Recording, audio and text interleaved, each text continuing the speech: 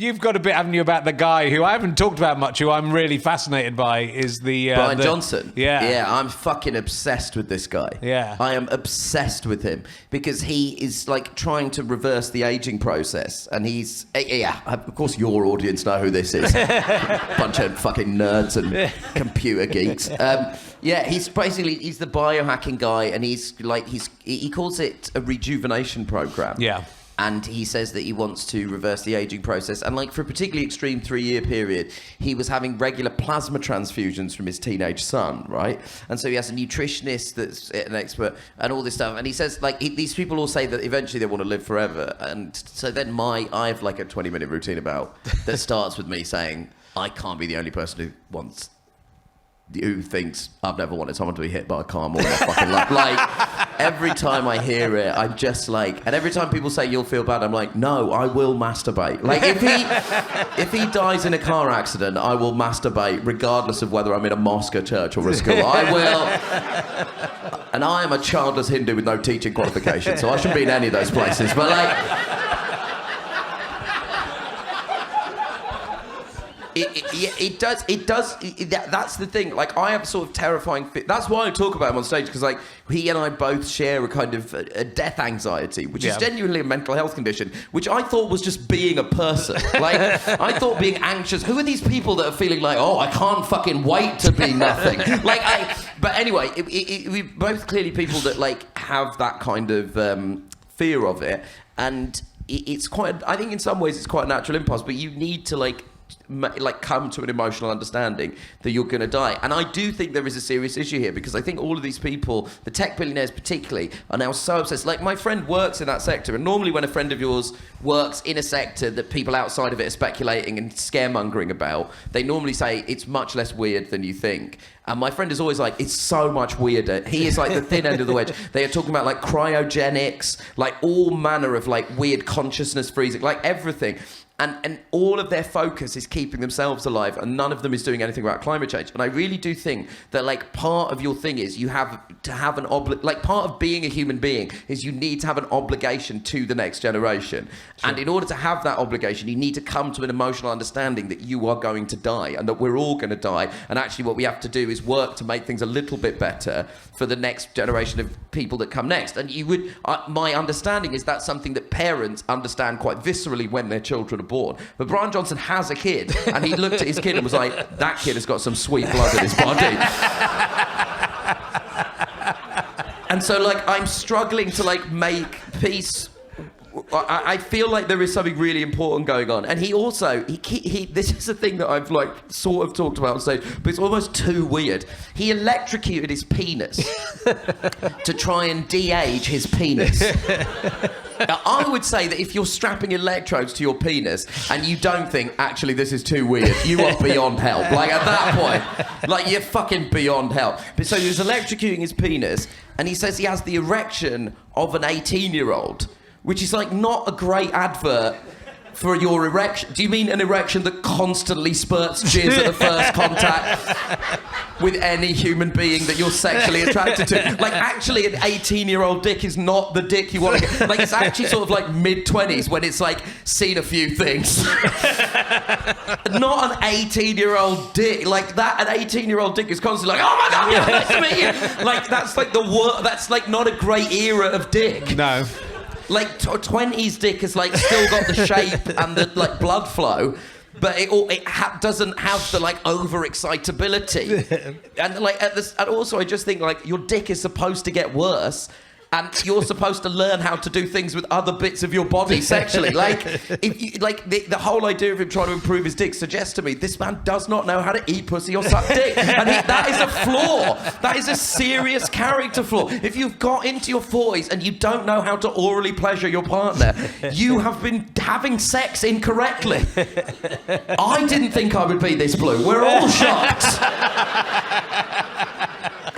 Finally, something for the herring audience of perverts to latch their grubby mitts into. But I think it is interesting, because I don't know, how old is he? Is he like 50? He's only 50-something, isn't he? It's something like that, yeah. I think so, yeah. Sort of surprised. But, like, I find that as you're approaching 60, you do start... No one really prepares you for how things are gonna. But you're sort of in your mind. I mean, in your mind, you think when you're young, you think you're not going to die, or death's a long way away, and you think the idea of your body and mind degrading are a long way away, and then suddenly that you realise your body is degrading, and you know, I think that is more about he wants to be young again. Yeah. Which I'd love to. I'd go back to 39 if I was going to go back. That's right. I would literally go back to 39, and I would love to have those 20 years again. Is it 20 years?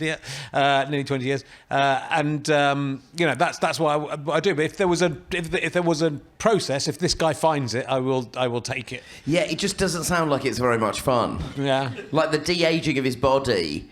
It involves him eating the exact same meals every single day. They're all health-based. He has to sleep alone because I think he has to sleep in like a weird chamber. Right. And you're like, at a certain point, is this living? Like, at a certain point, his skin looks sort of translucent. He looks like... he looks fucking awful. Like, let's not beat around the bush here. The man looks absolutely abysmal. Like, it looks like... He sort of looks like someone's filled up... You know those inflatable guys outside a car dealership? It looks like someone's filled one of those up with milk. Because he's like this completely sort of smooth tube, but just this like really odd, like off-white pallor to him. Like, he looks appalling. And he's like, it's hard for me to get dates. And you're like, yeah, that's because you look like something that Dracula saw and went, oh, what the fuck was that? Oh, sorry, Bryan. Jesus. Sorry, you just scared the hell out of me. But I think the answer is to talk to younger men about how life's going to be and how make the most of being 20 to 40. Yeah, exactly. Because those are the years you'll have all this stuff, and then you won't. You know, and it's good if you realise that. I think, you know, if you realise you're going to die, it makes life better as well because you're alive at the moment. Hopefully, so hopefully. But I think if someone had stopped, you just don't stop to think. You think this will. You think, oh, this will be fun. Well, you know, when I'm 70, this will all be the same. Yeah. And obviously, it's not. So, you know, you've got to... I mean, I did quite well about making the most of 20 to 40, I have to say. But you know, I didn't really consider... I didn't think... I remember doing... when I did Talking Cocks, I was about 33, and I did this questionnaire, which got filled in by lots of different people, and there was way more than I could use in any of the shows or the books. But I remember occasionally I'd read... like a 60 or 70-year-old man had filled it in, and he'd be going, you know, this is what I regret the way this has happened. And I just banished it from my mind. You know, I regret the fact that I can't get erections, and banished it from my mind. Didn't even think about it. And I think you have to, you know, it'd be good to instruct young men, which I'm trying to do, that when you're 57, you will have hair growing on the shaft of your penis. And that will be your life. You'll have a hairy penis. And that no one talks about it, and it's not just me. And for some men, that hair starts earlier. Say around the mid-30s. You have to pluck your penis hair. That's the only way to do it. Get some tweezers, or just leave it. Natural. Do you feel like you have a better grasp of your confronting of death because of your experience in the last couple of years? Because you had to weigh it up, at least a little bit in your mind. I did, but I think at the time, but I think you still, like, then creeps back in, because, like, for a bit, I was, like, really health conscious. Yeah. For quite a long time, and I've let it slip. You know, like, I did. The thing that hit me was I didn't want to die while my kids were really young, and I wanted to see my kids grow up. And so I kind of thought, I've got, you know, even if I get through this, I have to do better, which I am doing, but I've still, you know, I've let it slide a bit, and every now and again I have to remind myself about that and try and go, okay, let's try and pull it up and pull it back a little bit. So I mean, but it's such a weird thought, isn't it, that you're just going to not exist. Crazy. Like, it's crazy. Yeah. It's like, I am amazed that it's not something we talk about all the time. Like, it is so weird, but we're just walking around being like, what'd you have for lunch today? You're like, why the fuck are you talking about that? One day none of us is going to exist. But I also think there is this, like, the urgency of the fact that you're going to die is the thing that these people are missing, because these kind of tech billionaires that are obsessed with keeping themselves alive, I think the urgency, without that urgency, you're seeing what happens. Yeah. Like, it's almost like a Twilight Zone episode or something. Like, you're seeing what happens when people don't have the urgency of death. They just have they live with only consequences to themselves. Yeah. So all they do is take care of themselves and their own health, but they don't live with as if their actions have any consequence on the wider world. Yeah. And like that, I think, is the really serious underlying issue. It is, and I think the lesson that you learn from thinking you might die is that being alive is really good. Yeah. And that you should make the most of it while you're here. And that it's this weird. I mean, it's such a weird thought that, you know, the universe has been here for 13, 14 billion years, and somehow all this stuff has spun into this, you know, to create this world for life to spring up, and then for that life to progress in such a way that you exist, which would only exist. Yeah. If every single one of those things happened. Is this I mean, I don't think it's possible. I think we're living in a simulation. But you've got to feel like it is, because the culmination of millions of years of evolution cannot be me doing the Wordle while I'm having a shit. Like, I refuse to believe that it's all been leading up. Is it hectic? I can't believe that is. But if this is an American spelling, I'm gonna fucking throw my phone in. I think human beings may be the most intelligent thing in the universe. Even though the universe is really big and there must be life elsewhere, I think all the chances that have led to us existing and all the little bits that have led to us being how we are, I think that consciousness and being able to, I find it fascinating that we're able to comprehend as much as we do about life, even though we don't comprehend most of it, obviously. But to be able to be in a position where you can understand how your body works, how the universe works, how the universe started, all that sort of stuff is insane. But I think there may be no other life as intelligent as you on the toilet doing a Wordle. Oh, that's a fucking sobering thought.